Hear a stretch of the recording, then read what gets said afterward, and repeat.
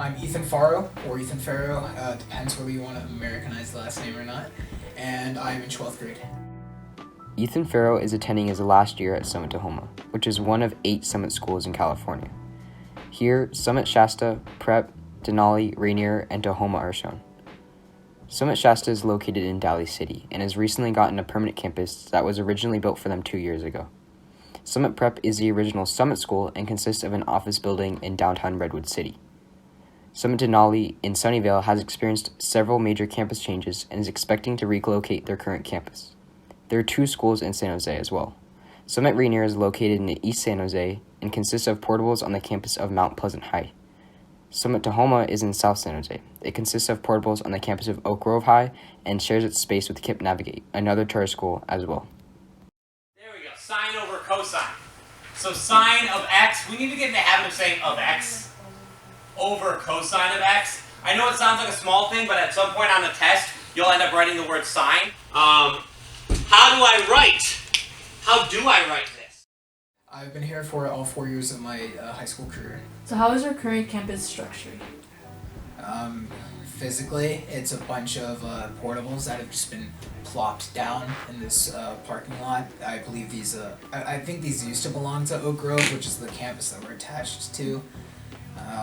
But right now we sort of have this one like aisleway, as I call it, just of the main classrooms, and then to the side there's kind of a section of like 4 other classrooms, which for the most part is where the seniors have their classes. You know what an office is, but our printer is in here as well. So that's why a lot of us frequent the office during class. If we need to print something for APES usually, or Gov. Directly across from it is the faculty room, the FFR as they call it. At Summit Prep, students attend a campus with both similar and different features from Tahoma. What I like about this school too is that it has a lot of dedications to like students, you know? It has a lot of like memorials and paintings and all that. And we're locked outside right now, so I have to press this button. And then they let me in. That was installed, what was it, last year or so? So here's where you would go to like, you know, kind of check in, check out. And, you know, you need something, they're the go-to people to ask for help and all that beautiful things. My name is Marcelo Jose Espinoza. I am a senior at Summit Prep. So here we have, you know, a few of the classrooms here and there. This one's Mr. Kelly's, and he's a junior teacher. Continuing down, this is sort of our main alleyway of classrooms. I think all of the classrooms might be shared classrooms now, actually. We really are not operating with a lot of space. So PF4 is where Miss Alatorre teaches Math 3 and where Miss Chapman teaches my AP Lit class. So we have the grand room. This used to be a very kind of, you know, lunch area where, you know, we would just kind of sit down, eat lunch, and get it over with. But now it's kind of turned into like this kind of classroom vibe, which is, you know, I mean, it's kind of cool, but it gets a little cramped now and then. So here's the bulletin board that, I don't know if anyone actually reads that. Not a lot is posted on it. Here's just the random area for its news team.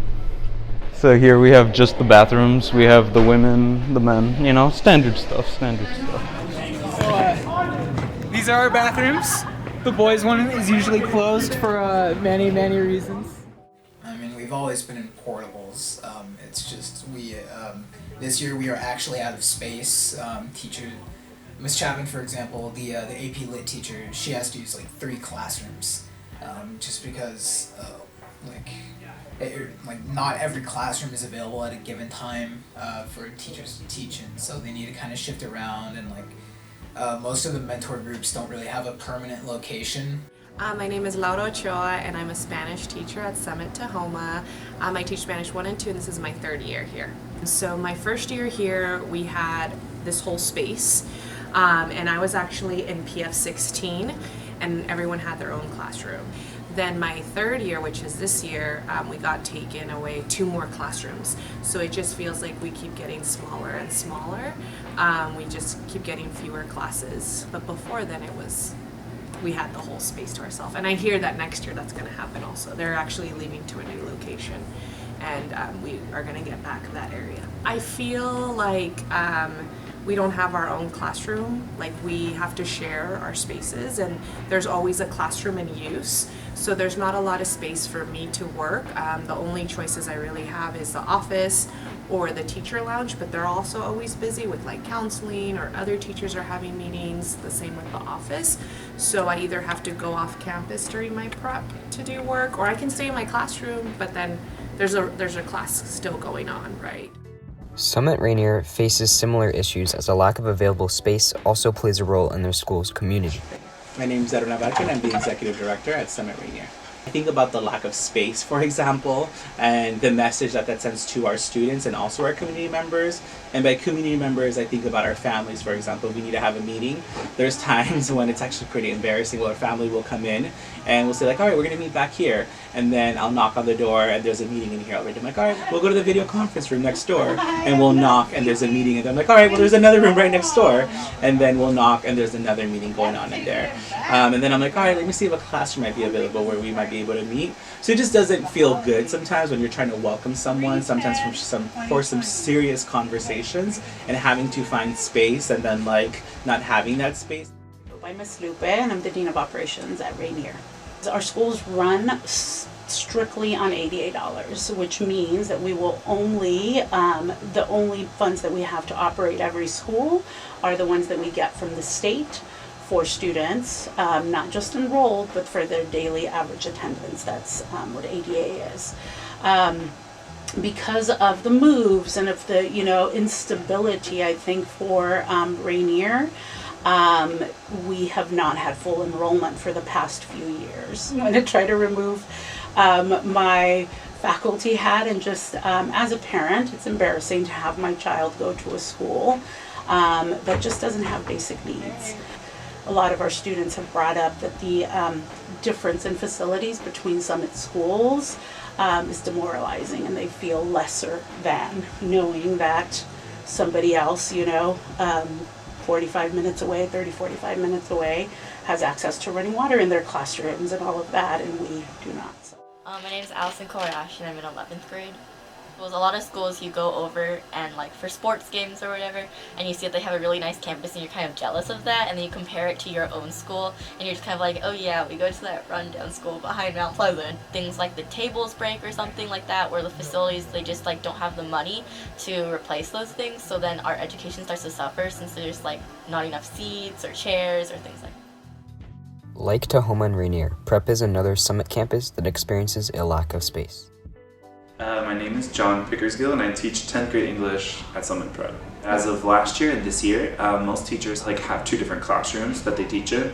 And this past year that we most recently had, there is now this opportunity for that also to be true, but my classes are split between 2 classes evenly, so I go back and forth throughout the day. This freshman year, we got a lot of incoming students, and so then there's an area that used to be a library that was turned into a classroom. The grand room that was structured just to be a lunch-based area is now a classroom. And the Sunlight Cafe, which is just a cool hangout spot for students, has also been turned into a classroom. So in a sense, yeah, it's getting cramped here. Like Prep, Summit Shasta has a permanent campus, though has struggled to find enough space on their campus as well. My name is Bradley Davey, and I am the chemistry teacher at Summit Shasta. Last year, this new facility opened up. The biggest thing is that teachers don't have individual classrooms. And so that leads to a lot of inequalities in, if you have to go to 3 different rooms throughout the day, what teachers are doing that, because not all teachers are doing that. So like I, as a chemistry teacher, am not doing that because I have a lot of materials that we have to use in our class. And that seems in many ways unfair because if you're an English teacher and then you're going to 3 different rooms throughout the day or throughout the week, it's really challenging. Hi, I'm Ren Maletsky. I'm the Executive Director at Summit Shasta. I'm Eva Petrash. I'm the Assistant Director at Summit Shasta. I'm Adelaide Giornelli. I'm the Dean of Culture and Instruction at Summit Shasta. I joined starting in the 3rd year in the portables. I do think that the thing that I have seen the most change in is students really being able to take pride in their campus and having a space that's really conducive to like building community. So having the gym, I think, builds community in a lot of ways. It allows us, like, we didn't have a space where everyone could be together on the old campus. We had to like borrow spaces from the building next door if we wanted to do like an all-school meeting or something like that. And so having the gym as a space where we can have rallies and ASMs is really helpful. I think for sports, it really helps build community. Dances, like we always had to find other spaces to have dances.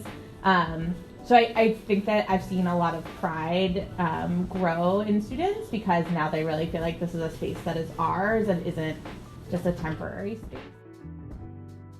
Both Shasta and Summit Denali have experienced major facility changes in recent years, with Denali having improvements in how their classrooms are structured. Like for over here, we took chemistry, and like the way that the layout is of the classroom actually really helped. Hey, I'm Leilani Gutierrez, and I'm a senior. I'm Tamara Pacheco, and I'm also senior. Because in our last campus, there wasn't really any classroom with sinks or anything like that could help safety of it. Yeah. Over here, like they have these ones here. They have stoves. They have water fountains. They have sinks. The faucet cleaner and stuff. Feel more official. So I guess that it helps to get you a little bit more excited, I guess, about the potentials for the class. My name is Andrew Jaewon Lee. I am a 12th grader or a senior here at Summit Denali. I mean, in some ways it's been easier to concentrate depending on what the facilities were like. So at the beginning, in Mercury there was like no walls. So it was very easy to like get really loud and get really distracted very quickly.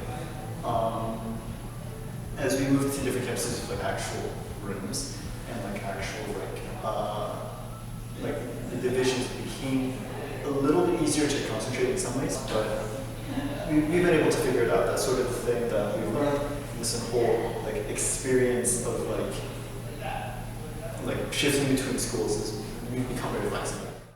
Across Summit campuses, students and teachers alike seem to agree on the emphasis facilities have on student education.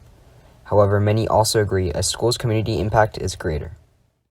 I always try to focus on the positive and say it's not about the building, it's what happens inside the building. And as long as that was being fulfilled, I was okay, and I would look past the fact that we were in really crappy facilities, and I still will move past that. I can't say that for a lot of parents and a lot of students.